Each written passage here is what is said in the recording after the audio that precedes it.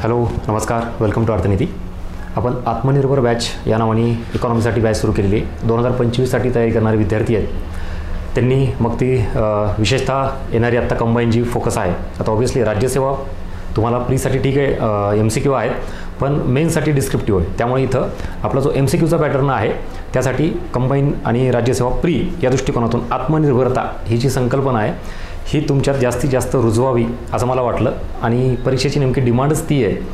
इतके वर्ष आपल्याला ती कदाचित लक्षात नाही आली, पण आता आयोगाच्या प्रश्नाचा संदर्भ घेऊन तुम्हाला मी ही संकल्पना किती गरजेची आहे, कुठली आत्मनिर्भरता, हे तुम्हाला मी दाखवून देईल. म्हणजे कुठली गोष्ट आता आयोगाला समोर ठेवून घेतल्याशिवाय मी बोलणार नाही. म्हणून आज आपल्या या छोट्याशाच व्हिडिओमार्फत तुम्हाला आयोगाचा एक प्रश्न दाखवतो आणि त्याच्यामार्फत मग कळेल की इथं ही जी आत्मनिर्भर नाव दिलेली बॅच आणि त्याच्यामध्ये हा सगळ्यात महत्त्वाचा जो पॉईंट टाकलेला आहे इथं ह्याच्यात की अंडरस्टँडिंग कन्सेप्टची असणं गरजेची, त्यासोबत ॲप्लिकेशन आणि कोरिलेशन हे आता मी प्रूव्ह करून दाखवेल आयोगाचा प्रश्न घेऊन. त्यासोबत टू वे कम्युनिकेशन किती गरजेचं आहे. म्हणजेच बऱ्यापैकी आपण काय करतो आजपर्यंत, बॅच ज्या वेळेला करतो सगळं ऐकतो, म्हणजे वन साईड प्रोसेस होती, टीचिंग होती, फक्त आमच्याकडून शिकवल्या जातं आहे. ॲट द सेम टाईम माझा असा अट्टास आहे की विद्यार्थ्यांकडून लगेच तिथं लर्निंग झाली पाहिजे आणि मग टीचिंग प्लस लर्निंग असं आपलं हे मॉडेल आहे आत्मनिर्भर बॅचचं, जेणेकरून की तुमच्या डोक्यात ती कन्सेप्ट बसली पाहिजेत. म्हणजेच तुम्ही स्वतः आत्मनिर्भर झाला पाहिजेत. प्रत्येक वेळेला माझ्या कन्सेप्टवर किंवा माझ्या बॅचवर पुस्तकावर डिपेंड राहता कामा नये. परीक्षेमध्ये स्वतःला तुमचं नॉलेज, तुमची अंडरस्टँडिंग ही चेक केली जाणार आहे. डायरेक्टली ॲज इट इज पुस्तकातलं वाक्य कशातलं वाक्य येणार नाही. तुम्ही बघा आयोगाची लँग्वेज भाषा आणि पुस्तकातली ही नेहमीच वेगवेगळी असते आणि म्हणून आपल्याला असं वाटतं की आयोग प्रश्न कुठून विचारतो. भलेही वाक्यरचना वेगळी असेल पण कन्सेप्ट मात्र सेम असते आणि म्हणून माझा नेहमी भर असतो प्रत्येक बॅचला की तुम्ही कन्सेप्ट समजून घ्या.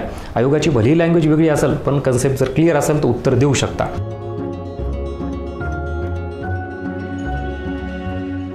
दाखवून देतो, जस्ट बघा व्हिडिओ शेवटपर्यंत.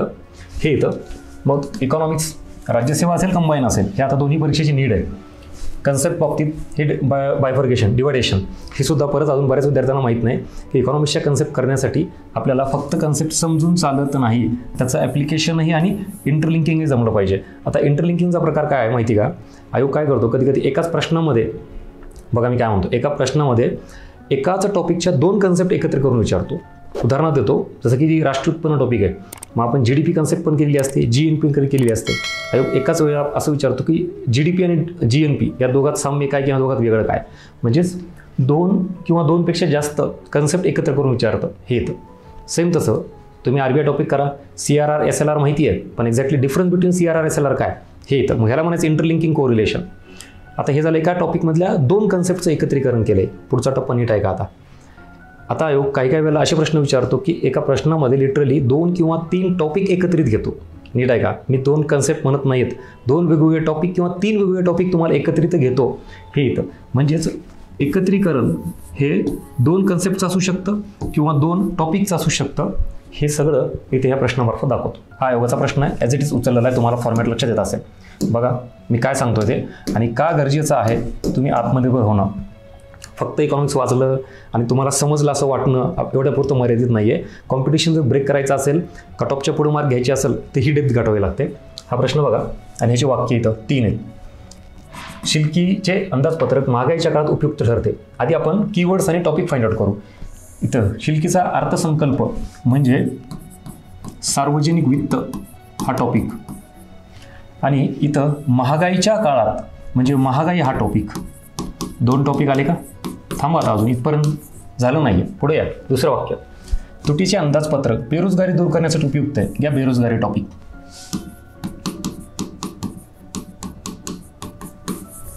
क्लिअर. समजा खालचं हे जनरलाइज आहे. आता याला आपण कृषी क्षेत्र वगैरे असं घेऊ शकत नाही, कारण सरळ अंदाजपत्रक बजेट कोण तयार करतं, कोणतं मंत्रालय तयार करतं वगैरे, विभाग तयार करतं त्याच्यावरचा प्रश्न आहे. ठीक आहे, समजा ह्याला वेगळा टॉपिक जरी नाही दिला तरी वरच्या 2च स्टेटमेंटमधून तुम्हाला 3 टॉपिक एकत्र केलेले आहेत. आणि आत्ता तुम्हाला सिद्ध झालं का, मी म्हणलं ना आयोगाला समोर ठेवून बोलेल.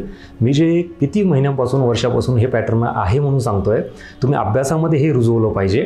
तुम्ही इंडिव्हिज्युअली सार्वजनिक वित्त टॉपिक केला, महागाई टॉपिक केला, बेरोजगारी टॉपिक पण केला, पण मी काय सांगतोय इंटरलिंकिंग इथं हे 2 किंवा 2पेक्षा जास्त 2+ एकत्रित कन्सेप्ट असतील किंवा टॉपिक असतील. हा आयोगाचा आत्ताचा पॅटर्न म्हणजे आत्ताचा म्हणजे मागच्या काही 4-5 वर्षांचा पॅटर्न आपण बघतो. ह्याच्या आधी तेवढं असं नसायचं, पण आता मात्र तुम्हाला कन्सेप्टचं अंडरस्टँडिंग, त्यासोबत ॲप्लिकेशन आणि त्यासोबत इंटरलिंकिंग इज मोस्ट इम्पॉर्टंट. आणि हा पॅटर्न तुम्ही समजून घेऊन जर अभ्यास नाही केला तर इकॉनॉमिक्सचा अभ्यास केल्यासारखं तुम्हाला वाटतं, परीक्षेत रिफ्लेक्शन मिळत नाही. आणि मी नेहमी सांगतो की मग दरवर्षी ट्रॅडिशनल आपण अभ्यास करतोय, दरवर्षी तीच चूक करतोय, तेच पुस्तकं तसंच सगळं वाचत बसतोय आणि मग पुन्हा परीक्षा नापास. वर्षानुवर्ष तोच पॅटर्न पुढे फॉलो होतं. बदल करायचा असेल 2025चा हा लास्ट अटेम्प्ट ठेवायचा असेल आपल्याला, प्री पास, मेन्स पास आणि पोस्ट घेऊन बाहेर पडायचा असेल तर काहीतरी बदल करावा लागेल. आणि तो बदल म्हणजे इथं तुमच्या समोर आहे. विचार करा, शिल्कीचा अर्थसंकल्प ही कन्सेप्ट आधी क्लिअर पाहिजे. एक्झॅक्टली काय, कशाला म्हणायचं शिल्कीचा अर्थसंकल्प म्हणजे सरकारचं उत्पन्नापेक्षा खर्च जास्त आहे का उत्पन्नापेक्षा खर्च कमी आहे, आधी हे समजून सांगायला लागेल. आणि मग पुन्हा नेमकी महागाई म्हणजे काय, किंमत वाढ. मागणी जास्त, पुरवठा कमी. मागणी जास्त कशामुळं, अर्थव्यवस्थेत चलनपुरवठा वाढलेला असतो. म्हणजे जास्त लोकांकडे अर्थव्यवस्थेत चलनपुरवठा, पैशाचं प्रमाण वाढलं की मागणी वाढते आणि किंमत वाढते आणि त्याच्यामुळं महागाई निर्माण होते. आणि मग इथं शिल्कीचा अर्थसंकल्प म्हणजे सरकारने खर्च कमी करणे, मग चलनपुरवठा कमी होतो, मग महागाईची कन्सेप्ट आणि अर्थसंकल्प दोघांनी एकत्र लागलेलं आहे. आणि इथं उपयुक्त ठरू शकतं का, हे दोन्ही टॉपिक तुम्हाला नीट समजून त्याचं ॲप्लिकेशन जमलं पाहिजे, इंटरलिंकिंग जमली पाहिजे. हा झाला पहिला पॉईंट. दुसरा, तुटीचे अंदाजपत्रक. सेम परत आधी कन्सेप्ट, उत्पन्नापेक्षा खर्च जास्त. 100 रुपये उत्पन्न असेल, 120 रुपये खर्च असेल सरकारचा, तर 20 रुपयाची तूट निर्माण होते. याला म्हणायचं तुटीचा अर्थसंकल्प. आणि मग इथं तुटीच्या अर्थसंकल्पामध्ये सरकार खर्च जास्त करतोय, मग याच्यामुळे बेरोजगारी दूर होतील का? ऑब्व्हियसली सरकारचा जर खर्च जास्त झाला, त्यातही विशेषतः भांडवली खर्च वाढला, तर मग रोजगार निर्मितीला चालना मिळते, पायाभूत सुविधा निर्माण होतात, बेरोजगारी कमी व्हायला मदत होते, आर्थिक वाढीला चालना मिळते. हे सगळे असे परिणाम आहेत, त्याला म्हणायचं ॲप्लिकेशन. मग हा प्रश्न इंटरलिंकिंग आहे. इथं महागाई हा सुद्धा इंटरलिंकिंग आहे. ॲट द सेम टाईम तुम्हाला कन्सेप्टचं ॲप्लिकेशन पण इथं विचारलेलं आहे. अशा पद्धतीनं विचार करा. हा जो पॅटर्न आयोगाचा प्रश्नाचं वर्ष आणि परीक्षा दिलेली आहे तिथं, आणि मग अंडरस्टँडिंग, ॲप्लिकेशन, इंटरलिंकिंग किंवा कोरिलेशन जे म्हणतो ट्रू झालं का, हे तुम्हाला परीक्षेत करायचं आहे. आणि मग त्याच्या आधी आपण बॅचमध्ये एवढ्या लेवलला, एवढ्या ताकदीनं, एवढ्या डेप्थनी जर कन्सेप्ट क्लिअर केली तर तिथं आयोगाने कशाची पण इंटरलिंक लावू शकतात. तुम्हाला तिथं प्रश्न नव्यानेच असणार आहे. ॲज इट इज सेम इथं शिकलो आणि तिथं उतरलं असं होत नाही. ही परीक्षा आहे, कॉम्पिटेटिव्ह एक्झाम लक्षात घ्या. वाटतं एवढं सोपं नाही.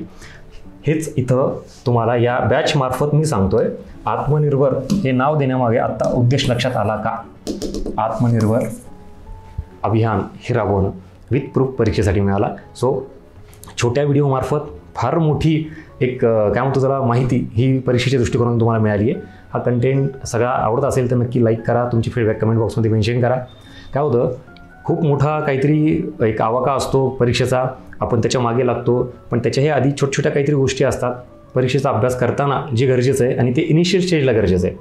ज्यावेळेला 1-2 वर्ष होऊन गेलेले आहेत, वाया गेलेले आहेत, आणि मग नंतर जाग येते की आपल्याला असं करायला पाहिजे होतं, पण ते 2 वर्ष बर्बाद करून बसलेलो असतो आपण.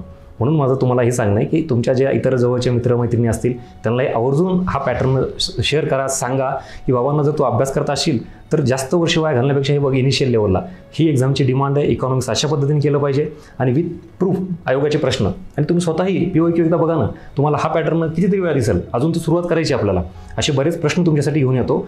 MCQसाठी पण हे इथं झालं कन्सेप्ट क्लिअरिटी ह्याच्याबाबत आयोगाचे प्रश्न घेऊन. सेम ज्याचा अभ्यास बऱ्यापैकी झालेला आहे त्यांना स्वतःचा अभ्यास चेक करण्यासाठी ही टेस्ट सिरीज इकॉनॉमिक्सची ब्रेन स्टॉर्मिंग टेस्ट सिरीज आहे. अशाच स्वरूपाचे, अशाच दर्जेचे क्वालिटी क्वेश्चन्स हे तुम्हाला या टेस्ट सिरीजमध्ये पाहायला मिळतील. 4 टेस्ट आहेत 100-100 मार्कांच्या, 400 प्रश्न आणि 3 तास डिस्कशन असेल व्यवस्थित, जिथं की आयोगाचा अशाच पद्धतीचा पॅटर्न तुम्हाला पाहायला मिळेल. PYQला सगळं समोर ठेवून प्रश्न फ्रेम केलेले आहेत. त्यामुळे क्वालिटी क्वेश्चन्स आहेत. तुम्हाला ह्याची डिटेल्स किंवा काय आपल्या टेलिग्रामला पण टाकलेले आहेत. ही सगळी इन्फॉर्मेशन तिथे दिलेली आहे. म्हणून जे विद्यार्थी बॅच करणार असतील, ज्यांचं इकॉनॉमिक्स वीक आहे, मग ते जुने असतील नवीन असतील, त्यांनी आत्मनिर्भर अभियान बॅच जॉईन केली तरी चालेल. ज्यांना असं वाटतं माझा अभ्यास पूर्ण झाला आहे त्यांच्यासाठी मग ही टेस्ट सिरीज बेस्ट आहे, जे की आपण केलेला अभ्यास हे परीक्षेत प्रश्नांच्या स्वरूपात उतरते का हे चेक करण्यासाठी. ठीक आहे, चलो. सो कसा वाटला हा व्हिडिओ, कंटेंट नक्की तुमच्या व्हिडिओत मेन्शन करा.